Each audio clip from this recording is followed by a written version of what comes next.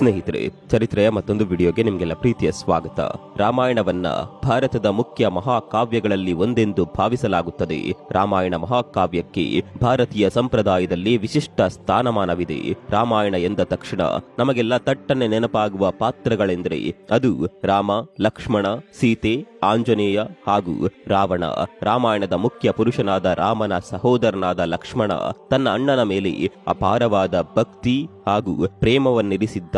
ರಾಮ ಲಕ್ಷ್ಮಣರು ಸದಾ ಒಟ್ಟಿಗೆ ಇರುತ್ತಿದ್ದರು. ಸಹೋದರರೆಂದ್ರೆ ಅದು ರಾಮ ಹಾಗೂ ಲಕ್ಷ್ಮಣರ ಹಾಗಿರಬೇಕು ಅಂತ ಜನ ಹೋಲಿಕೆ ಮಾಡಿ ಮಾತನಾಡ್ತಾರೆ. ರಾಮನ ವನವಾಸದ ಸಮಯದಲ್ಲೂ ಸಹ ಲಕ್ಷ್ಮಣ ರಾಮನ ಜೊತೆಯಲ್ಲೇ ಇದ್ದ. ಸೀತಾಪಹರಣವಾದಾಗಲೂ ಆಕೆಯನ್ನ ಹುಡುಕಲು ತಮ್ಮ ಲಕ್ಷ್ಮಣನು ಅಣ್ಣ ರಾಮನಿಗೆ ಎಲ್ಲಾ ವಿಧದಲ್ಲೂ ಸಹ ನೆರವಾದ. ಲಕ್ಷ್ಮಣನೊಬ್ಬ ಇಲ್ಲದೆ ಹೋಗಿದ್ರೆ ರಾವಣನನ್ನ ಹಿಡಿದು ವಧಿಸಲು ರಾಮನಿಗೆ ಬಹಳ ಕಷ್ಟವಾಗುತ್ತಿತ್ತು. ಅಣ್ಣ ರಾಮನ ಹಿತಕ್ಕಾಗಿ ಲಕ್ಷ್ಮಣನು ಎಷ್ಟೆಷ್ಟೋ ತ್ಯಾಗಗಳನ್ನ ಮಾಡಿದ್ದುಂಟು. ಸೋದರನಾದ ಲಕ್ಷ್ಮಣ ಎಷ್ಟು ತ್ಯಾಗ ಮಾಡಿದನು ಅಷ್ಟೇ ತ್ಯಾಗವನ್ನ ಆತನ ಪತ್ನಿಯಾದ ಉರ್ಮಿಳೆಯೂ ಸಹ ಮಾಡಿದ್ದಿದೆ. ಲಕ್ಷ್ಮಣ ಹಾಗೂ ಉರ್ಮಿಳೆ ಇಬ್ಬರು ಮಹಾನುಭಾವರು. ಇವರಿಬ್ರು ಸಹ ಪರಸ್ಪರ ಎಲ್ಲಾ ವಿಧದಲ್ಲೂ ಸಹ ಹೇಳಿ ಮಾಡಿಸಿದಂತಹ ಜೋಡಿ. ಇವರಿಬ್ರು ಸಹ ಒಬ್ಬರನ್ನೊಬ್ಬರು ತೀವ್ರವಾಗಿ ಇಷ್ಟಪಟ್ಟು ಪ್ರೀತಿ ಮಾಡುತ್ತಿದ್ರು.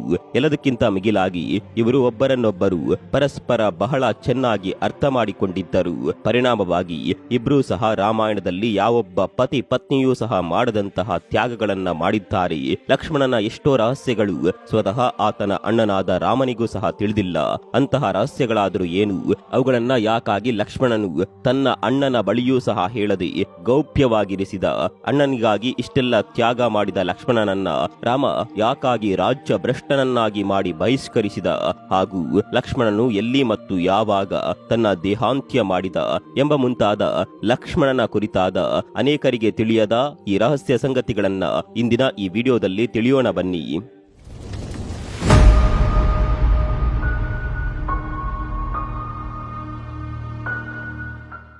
ರಾಮನು ವಿಷ್ಣುವಿನ ಅವತಾರವಾದರೆ ಲಕ್ಷ್ಮಣನು ವಿಷ್ಣುವಿನ ಶಯನನಾದ ಆದಿಶೇಷನ ಅವತಾರ ಎಂದು ಹೇಳಲಾಗುತ್ತದೆ. ಈತನ ತಂದೆ ದಶರಥ. ಲಕ್ಷ್ಮಣನು ಸಂಬಂಧದಲ್ಲಿ ರಾಮನಿಗೆ ಸಹೋದರನಾದರೂ ರಾಮನ ಹಾಗೂ ಲಕ್ಷ್ಮಣನ ಈ ಇಬ್ಬರ ತಾಯಂದಿರೂ ಸಹ ಬೇರೆ ಬೇರೆ ಎಂಬ ಸಂಗತಿ ಹಲವರಿಗೆ ತಿಳಿದಿಲ್ಲ. ಹೌದು, ಲಕ್ಷ್ಮಣನ ತಾಯಿ ಸುಮಿತ್ರೆ ಹಾಗೂ ರಾಮನ ತಾಯಿಯ ಹೆಸರು ಕೌಸಲ್ಯ ಎಂದು. ಲಕ್ಷ್ಮಣನು ತಾನು ಬೇರೆ ತಾಯಿಯ ಮಗನಾದರೂ ಸಹ ರಾಮನ ಮೇಲೆ ಆತನಿಗೆ ಅತೀವವಾದ ಸೋದರ ವಾತ್ಸಲ್ಯ.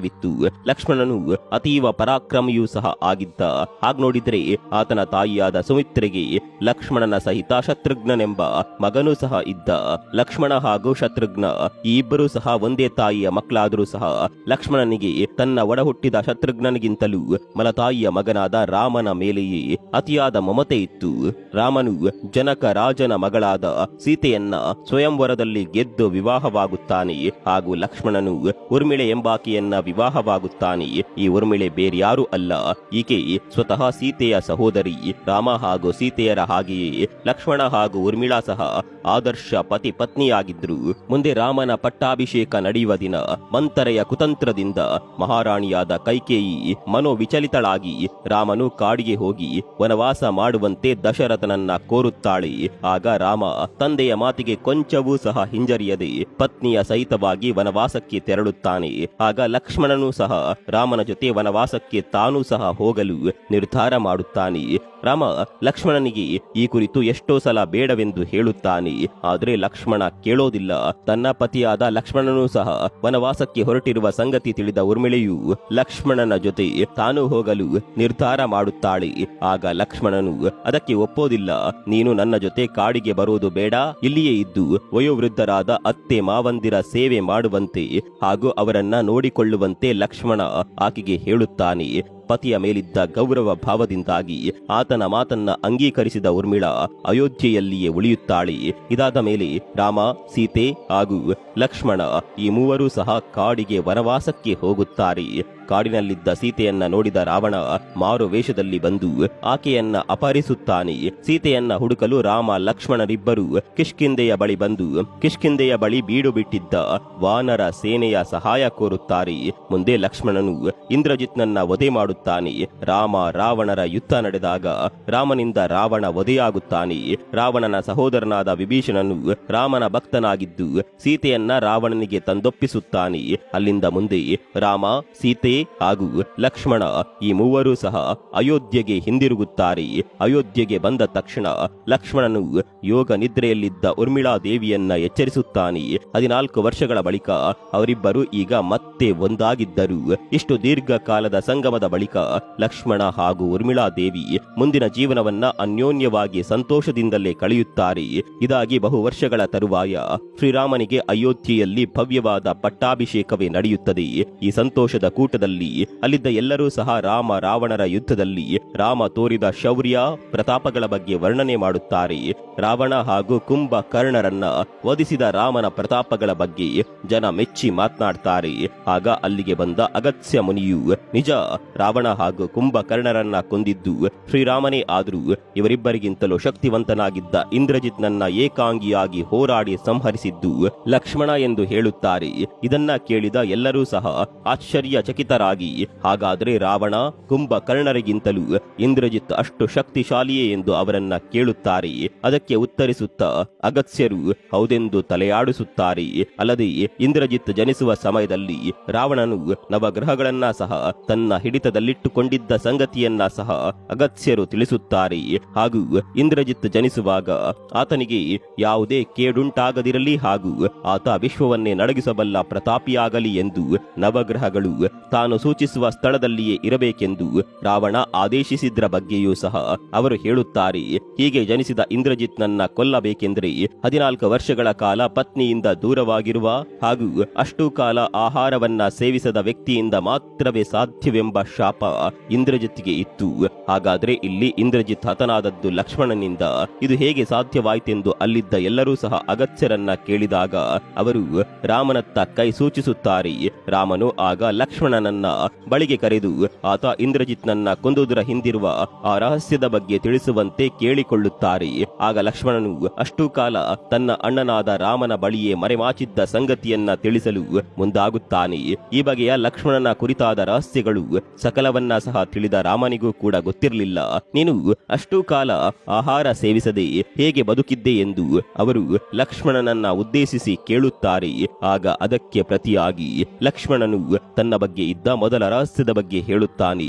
ವನವಾಸದ ಮೊದಲ ರಾತ್ರಿ ನಿದ್ರಾ ದೇವಿಯು ತನಗೆ ಕಾಣಿಸಿ ಏನು ವರಬೇಕು ಕೇಳಿಕೋ ಎಂದು ಕೇಳಿದಾಗ 14 ವರ್ಷಗಳ ಕಾಲ ತಾನು ನಿದ್ರೆಗೆ ಜಾರದ ಹಾಗೆ ವರ ಕೊಡು, ಕಾರಣ ತನ್ನ ಮಾತೃ ಪಿತೃ ಸಮಾನರಾದ ರಾಮ ಸೀತೆಯರ ಸೇವೆಯನ್ನ ನಾನು ಹಗಲಿರುಳು ಸಹ ಎಚ್ಚರದಿಂದಿದ್ದು ಕಾಯ ವಾಚ ಮಾನಸ ಪರಿಶುದ್ಧನಾಗಿದ್ದು ಆಚರಿಸಬೇಕೆಂದು ಕೇಳಿಕೊಳ್ಳುತ್ತಾನೆ. ತಾನು ನಿದ್ರಾದೇವಿಯನ್ನ ನಿದ್ರೆ ಬೇಡವೆಂಬ ವರ ಕೇಳಿದಾಗ ಆಕೆ ಹಾಗಿದ್ದಾಗ ನಿನ್ನ ನಿದ್ರೆಯನ್ನ ಯಾರಾದರೂ ಪಡೆದರೆ ಮಾತ್ರ ಅದು ಸಾಧ್ಯವೆಂದು ಹೇಳಿದ್ದಳು. ಹೀಗಾಗಿ ಈ ನಿದ್ರೆಯನ್ನ ನಾನು ನನ್ನ ಬದಲು ನನ್ನ ಪತ್ನಿಯಾದ ಊರ್ಮಿಳೆಗೆ ಕೊಡೆಂದು ಕೇಳಿಕೊಂಡಿದ್ದೆ. ಇದೇ ಕಾರಣದಿಂದಾಗಿಯೇ ಆಕೆ 14 ವರ್ಷಗಳ ಕಾಲವು ದೀರ್ಘ ನಿದ್ರೆಯಲ್ಲಿಯೇ ಕಾಲ ಕಳೆಯಬೇಕಾಗಿ ಬಂತು. ಕೊನೆಗೆ ನಾನು ವನವಾಸದಿಂದ ಇಲ್ಲಿಗೆ ವಾಪಸ್ ಬಂದಾಗ ಆಕೆಯನ್ನ ಎಬ್ಬಿಸಿದ ಮೇಲೆಯೇ ಆಕೆ ಈ ಯೋಗ ನಿದ್ರೆಯಿಂದ ಹೊರಬರಲು ಸಾಧ್ಯವಾಯಿತೆಂದು ಲಕ್ಷ್ಮಣನು ಎಲ್ಲರಿಗೆ ತಿಳಿಸುತ್ತಾನೆ. ಇದನ್ನ ಕೇಳಿದ ರಾಮನು ತಲೆದೂಗಿ ಇದೆಲ್ಲ ಸರಿ, ನೀನು ಇಷ್ಟು ಕಾಲ ಆಹಾರ ಸೇವಿಸದೆ ಇದ್ದದ್ದು ಹೇಗೆ? ವನವಾಸದಲ್ಲಿದ್ದಾಗ ದಿನವೂ ನಮಗಾಗಿ 3 ಹಣ್ಣುಗಳನ್ನ ನೀನು ತರುತ್ತಿದ್ದೆ, ಅವುಗಳಲ್ಲಿ ಯಾವುದನ್ನ ಸಹ ನೀನು ಸೇವಿಸುತ್ತಿರಲಿಲ್ವೇ ಎಂದಾಗ ಲಕ್ಷ್ಮಣನು ರಾಮನಿಗೆ ತನ್ನ ಕುರಿತಾದ 2ನೇ ರಹಸ್ಯವನ್ನ ತಿಳಿಸುತ್ತಾನೆ. ವನವಾಸದಲ್ಲಿ ನಾವು ಬಹಳ ಕಷ್ಟಪಟ್ಟೆವು. ನಾನು ನಿಮ್ಮಿಬ್ಬರಿಗಾಗಿ ದಿನಂಪ್ರತಿ ಹಣ್ಣುಗಳನ್ನ ತರುತ್ತಿದ್ದೆ. ನೀವು ನನಗೆ ಕೊಡುತ್ತಿದ್ದ ಹಣ್ಣುಗಳನ್ನ ನಾನು ತಿನ್ನದೆ ದೂರ ಹೋಗಿ ಬಂದು ತೊರೆಯ ಬಳಿ ನಿಂತು ಅದನ್ನ ನೀರಿಗೆ ಎಸೆಯುತ್ತಿದ್ದೆ. ಇಂದ್ರಜಿತ್ನನ್ನ ವಧಿಸಲು ಇದು ಸಹಾಯವಾಯಿತು. ಹಾಗೂ ಆಹಾರ ಸೇವಿಸಿದ್ರೆ ನಿದ್ರೆ ಹಾಗೂ ವಿಶ್ರಾಂತಿಯ ಅಗತ್ಯ ಬೇಕೆನಿಸುತ್ತದೆ. ಹೀಗಾಗಿ ನಾನು ಅಷ್ಟೂ ಕಾಲವೂ ಸಹ ಆಹಾರ ಸೇವಿಸದೆ ಇದ್ದೆ ಎಂದು ಲಕ್ಷ್ಮಣ ಹೇಳುತ್ತಾನೆ. ಲಕ್ಷ್ಮಣನು ಆ ಹಣ್ಣುಗಳನ್ನ ಅಲ್ಲಿಯ ಪಂಚವಟಿಯ ವೃಕ್ಷದ ಬಳಿ ಅಡಗಿಸಿಟ್ಟಿದ್ದ ಸಂಗತಿಯನ್ನ ತಿಳಿಸುತ್ತಾನೆ. ಇದನ್ನ ಪರಿಶೀಲಿಸಲು ಆಗ ರಾಮನು ಅಲ್ಲಿಗೆ ಹೋಗಿ ಆ ಆಹಾರದ ಪೊಟ್ಟಣಗಳನ್ನ ಎಣಿಸಿ ತರಲು ತನ್ನ ಸೇನೆಗೆ ಆದೇಶಿಸುತ್ತಾನೆ. ಸೇನೆಯ ಜೊತೆ ಹನುಮಂತನು ಸಹ ಹೋಗಿ ಅಲ್ಲಿದ್ದ ಪೊಟ್ಟಣಗಳನ್ನ ಎಣಿಸಿದಾಗ ಅದರಲ್ಲಿ 7 ಪೊಟ್ಟಣಗಳು ಕಡಿಮೆ ಬರುತ್ತವೆ. ಈ ವಿಷಯವನ್ನ ಆಂಜನೇಯನು ರಾಮನಿಗೆ ಹೇಳಿದಾಗ ಈ ಮಿಸ್ ಆದ ಆಹಾರದ ಪೊಟ್ಟಣಗಳ ಬಗ್ಗೆ ಲಕ್ಷ್ಮಣನನ್ನ ಕೇಳುತ್ತಾನೆ. ಆ ಪೊಟ್ಟಣಗಳನ್ನ ತಾನು ಸಹ ತಿನ್ನಲಿಲ್ಲವೆಂದು, ಮೊದಲನೇ ಪೊಟ್ಟಣವನ್ನ ತಮ್ಮ ತಂದೆಯಾದ ದಶರಥನ ಸಾವಾದಾಗ, 2ನೇದನ್ನ ಸೀತೆಯ ಅಪಹರಣವಾದಾಗ ತಿನ್ನಲಿಲ್ಲ. ಮೂರನೆಯದನ್ನ ಮಹಿರಾವಣನು ತಮ್ಮನ್ನ ಅಪಹರಿಸಿದಾಗಲೂ ತಿನ್ನಲಿಲ್ಲ. ನಾಲ್ಕನೆಯದು ಇಂದ್ರಜಿತ್ ತನ್ನನ್ನ ಮೂರ್ಛೆ ಹೋಗಿಸಿದಾಗ ತಿನ್ನಲಿಲ್ಲವೆಂದು, ತಾನು ಇಂದ್ರಜಿತ್ನನ್ನ ವಧಿಸಿದಾಗ ಸೇವಿಸಿಲ್ಲವೆಂದು. ಆರನೆಯದನ್ನ ಅವರು ರಾವಣನನ್ನ ಕೊಂದಾಗ ಸೇವಿಸಿಲ್ಲವೆಂದು, ಹಾಗೂ ಏಳನೆಯ ಮತ್ತು ಕೊನೆಯದಾದ ಆಹಾರವನ್ನ ರಾವಣನ ಸಾವಿನಿಂದಾಗಿ ಲಂಕೆಯ ಜನರು ಕಣ್ಣೀರು ಹಾಕಿದಾಗಲೂ ಸೇವಿಸಿಲ್ಲವೆಂದು ಹೇಳುತ್ತಾನೆ. ಹೀಗಾಗಿ ಅದರಲ್ಲಿ 7 ಹಣ್ಣುಗಳು ಮಿಸ್ ಆಗಿವೆ ಎಂದು ಲಕ್ಷ್ಮಣನು ಹೇಳುತ್ತಾನೆ. ಆಗ ಈ ಅವಧಿಯಲ್ಲಿ ಅನ್ನಾಹಾರ ಸೇವಿಸದೆ ಹಾಗೂ ನಿದ್ರೆಯೂ ಮಾಡದೆ ಇದ್ದಿದ್ದು ಮಾತ್ರವಲ್ಲದೆ ಆತ ಈ ಸಮಯದಲ್ಲಿ ಪರಸ್ತ್ರೀಯ ಮುಖವನ್ನ ಸಹ ನೋಡದೆ ಕಟ್ಟ ಬ್ರಹ್ಮಚಾರತ್ವವನ್ನ ಪಾಲಿಸಿದ್ರಿಂದಲೇ ಆತ ಇಂದ್ರಜಿತ್ನನ್ನ ವಧಿಸಲು ಸಾಧ್ಯವಾಯಿತೆಂದು ಅಗಸ್ತ್ಯರು ಹೇಳುತ್ತಾರೆ. ಲಕ್ಷ್ಮಣನು ಯಾವೊಬ್ಬ ತಮ್ಮನೂ ಸಹ ಮಾಡದಂತಹ ಸೇವೆಯನ್ನ ರಾಮ ಹಾಗೂ ಸೀತೆಗೆ ತಾನು ಮಾಡಿದ್ದ. ಇಲ್ಲಿ ಆತನ ಶ್ರದ್ಧೆ, ಭಕ್ತಿ ಹಾಗೂ ನಿಷ್ಠೆಗಳು ಪ್ರಧಾನ ಪಾತ್ರ ವಹಿಸಿವೆ. ಸೋದರ ವಾತ್ಸಲ್ಯವನ್ನ ಆತನಿಂದ ಇತರರು ನೋಡಿ ಕಲಿಯಬೇಕಿದೆ. ಇಲ್ಲಿ ಕೇವಲ ಲಕ್ಷ್ಮಣನ ತ್ಯಾಗ ಮಾತ್ರವಲ್ಲದೆ ಆತನ ಪತ್ನಿಯಾದ ಊರ್ಮಿಳೆಯ ತ್ಯಾಗದ ಪಾತ್ರವು ಅಷ್ಟೇ ಇದೆ. ಮದುವೆಯಾದ ಹೊಸತರಲ್ಲಿಯೇ ಇಬ್ಬರೂ ಸಹ ದೂರವಾಗಬೇಕಾಯಿತು. ಅವರು 14 ವರ್ಷಗಳ ಕಾಲ ಪರಸ್ಪರ ದೂರವಿದ್ದರು. ಆ ಬಳಿಕ ಮತ್ತೆ ಒಂದಾದ ಅವರು ಮುಂದೆ ಸುಖ ಜೀವನ ನಡೆಸಿದ್ರು. ಇವರಿಗೆ ಮುಂದೆ ಅಂಗದ ಹಾಗೂ ಚಂದ್ರಕೇತು ಎಂಬ ಇಬ್ಬರು ಮುದ್ದಾದ ಮಕ್ಕಳು ಸಹ ಜನಿಸಿದ್ರು. ಹೀಗೆ ಸಂತೋಷದಿಂದಿದ್ದ ಇವರ ಜೀವನದಲ್ಲಿ ಒಂದು ಕಹಿ ಘಟನೆ ಸಂಭವಿಸುತ್ತದೆ. ಅದೇ ಲಕ್ಷ್ಮಣನ ಬಹಿಷ್ಕಾರ. ಒಮ್ಮೆ ರಾಮನ ಬಳಿ ಯಮದೇವನು ಏಕಾಂತದಲ್ಲಿ ಮಾತನಾಡಬೇಕೆಂದು ಬಯಸುತ್ತಾನೆ. ನಾವಿಬ್ಬರು ಮಾತನಾಡುವಾಗ ಯಾರಾದರೂ ಮಧ್ಯೆ ಬಂದರೆ ಅಂತವರ ಪ್ರಾಣವನ್ನ ನಾನು ನನ್ನ ಜೊತೆ ಕೊಂಡೊಯ್ಯುತ್ತೇನೆ ಎಂದು ಯಮಧರ್ಮ ಆದೇಶಿಸಿದ್ದ. ಈ ಮಾತು ಹಾಗೂ ಷರತ್ತಿಗೆ ಒಪ್ಪಿದ ರಾಮನು ಲಕ್ಷ್ಮಣನನ್ನ ಕರೆದು ಬಾಗಿಲ ಬಳಿ ನಿಲ್ಲಿಸಿ ಒಳಗೆ ಯಾರೂ ಸಹ ಬಾರದಂತೆ ತಡೆದು ಕಾವಲು ಕಾಯುವಂತೆ ಆಜ್ಞೆ ಮಾಡುತ್ತಾನೆ. ಆಜ್ಞೆ ಮಾಡಿ ರಾಮ ಹಾಗೂ ಯಮಧರ್ಮ ಇಬ್ಬರು ಒಳಗೆ ಸಂವಾದಿಸುತ್ತಾ ಕುಳಿತುಕೊಳ್ಳುತ್ತಾರೆ. ಈ ಸಮಯದಲ್ಲಿ ಹೊರಗೆ ಕಾವಲಿದ್ದ ಲಕ್ಷ್ಮಣನ ಬಳಿಗೆ ಬಂದ ದುರ್ವಾಸ ಮುನಿಯು ತಾನು ಬಂದ ವಿಷಯ ತಿಳಿಸಿ ಇದನ್ನ ಒಳ ಹೋಗಿ ಈ ಕೂಡಲೇ ರಾಮನಿಗೆ ಮುಟ್ಟಿಸಿ ಬರಲು ಲಕ್ಷ್ಮಣನಿಗೆ ಆದೇಶಿಸುತ್ತಾನೆ. ಅದಕ್ಕೆ ಲಕ್ಷ್ಮಣನು ನಯವಾಗಿ ತಿರಸ್ಕರಿಸುತ್ತಾ ಇದು ಈ ಕ್ಷಣದಲ್ಲಿ ಸಾಧ್ಯವಿಲ್ಲವೆಂದು ಹೇಳುತ್ತಾನೆ. ಮೊದಲೇ ಉಗ್ರ ಕೋಪಿಯಾದ ದುರ್ವಾಸನು ಆಕ್ರೋಶದಿಂದ ತನ್ನನ್ನೇ ತಡೆದ ಲಕ್ಷ್ಮಣನನ್ನುದ್ದೇಶಿಸಿ ನೀನು ಈಗ ನನ್ನನ್ನ ಒಳಬಿಡುತ್ತೀಯಾ ಅಥವಾ ಇಡೀ ಅಯೋಧ್ಯೆಯನ್ನೇ ತಾನು ಶಪಿಸಿ ನಾಶವಾಗುವಂತೆ ಮಾಡಬೇಕಾ ಎಂದು ಆಗ್ರಹಿಸುತ್ತಾನೆ. ಆಗ ಒಳ ಹೋದ್ರೆ ಸಾವು ಖಚಿತ ಎಂದರಿವಿದ್ದೂ ಸಹ ಲಕ್ಷ್ಮಣನು ಒಳ ಹೋಗುತ್ತಾನೆ. ಕಾರಣ ದುರ್ವಾಸನ ಕೋಪದಿಂದ ಅಯೋಧ್ಯ ನಗರಿಯನ್ನ ಕಾಪಾಡುವ ಹೊಣೆ ಆತನದ್ದಾಗಿತ್ತು. ಇಡೀ ಅಯೋಧ್ಯೆಯೇ ದುರ್ವಾಸನ ಕೋಪಕ್ಕೆ ನಾಶವಾಗುವ ಬದಲು ತಾನೊಬ್ಬ ಸಾಯೋದೇ ಲೇಸೆಂದು ಲಕ್ಷ್ಮಣ ಒಳಗೆ ಬರುತ್ತಾನೆ. ಆಗ ಒಳಗೆ ಬಂದ ಲಕ್ಷ್ಮಣನನ್ನ ನೋಡಿದ ರಾಮನು ಈಗ ತನ್ನ ಮಾತು ಧಿಕ್ಕರಿಸಿ ಒಳಬಂದ ಲಕ್ಷ್ಮಣನನ್ನ ವಧಿಸಬೇಕಾಗಿ ಬರುತ್ತದೆ. ಆದರೆ ಈ ಕೆಲಸ ತನ್ನಿಂದ ಸಾಧ್ಯವಾಗದೆ ರಾಮನು ಲಕ್ಷ್ಮಣನನ್ನ ರಾಜ್ಯ ಭ್ರಷ್ಟನನ್ನಾಗಿ ಮಾಡಬೇಕಾಗಿ ಬರುತ್ತದೆ. ತಾನು ತನ್ನ ಜೀವಕ್ಕಿಂತಲೂ ಹೆಚ್ಚು ಇಷ್ಟಪಡುವ ಅಣ್ಣನಾದ ರಾಮನಿಂದಲೇ ಬಲವಂತವಾಗಿ ದೂರ ಇರಬೇಕಾಗಿ ಬಂದಾಗ ಆ ಅಗಲಿಕೆಯನ್ನ ಸಹಿಸದ ಲಕ್ಷ್ಮಣನು ಅಲ್ಲಿನ ಸರಯೂ ನದಿಯಲ್ಲಿ ಹಾರಿ ಆತ್ಮಹತ್ಯೆ ಮಾಡಿಕೊಂಡು ಜೀವ ಕಳೆದುಕೊಳ್ಳುತ್ತಾನೆ. ಒಬ್ಬ ಮಹಾಮಾನವತವಾದಿ ಹಾಗೂ ತ್ಯಾಗಿಯ ಸಾವು ಈ ರೀತಿ ದುರಂತದಲ್ಲಿ ಕೊನೆಗೊಂಡಿತ್ತು. ಇವತ್ತಿನ ಕಾಲಘಟ್ಟದಲ್ಲಿ ನಿಂತು ಅವಲೋಕಿಸಿದಾಗ ಲಕ್ಷ್ಮಣನ ವ್ಯಕ್ತಿತ್ವವು ನಮ್ಮ ಊಹೆಗೂ ಸಹ ನಿಲುಕದಂತೆ ಗೋಚರಿಸುತ್ತದೆ. ರಾಮನಿಗಿಂತಲೂ ಲಕ್ಷ್ಮಣನು ಹಲವು ವಿಷಯಗಳಲ್ಲಿ ಮೇಲೆನಿಸುತ್ತಾನೆ. ಇಂತಹ ಒಬ್ಬ ತಮ್ಮ, ಪತಿ, ಮಗ ಬೇಕೆಂದು ಯಾರಾದರೂ ಸಹ ಹಂಬಲಿಸುವಂತಹ ಗುಣ ಲಕ್ಷ್ಮಣನದ್ದು. ಲಕ್ಷ್ಮಣನ ಬಗ್ಗೆ ನಿಮ್ಮ ಅನಿಸಿಕೆ ಏನೆಂದು ಕಮೆಂಟ್ ಮೂಲಕ ತಿಳಿಸಿ. ಮುಂದಿನ ವಿಡಿಯೋದಲ್ಲಿ ಸಿಗೋಣ. ಅಲ್ಲಿವರೆಗೂ ನಮಸ್ಕಾರ.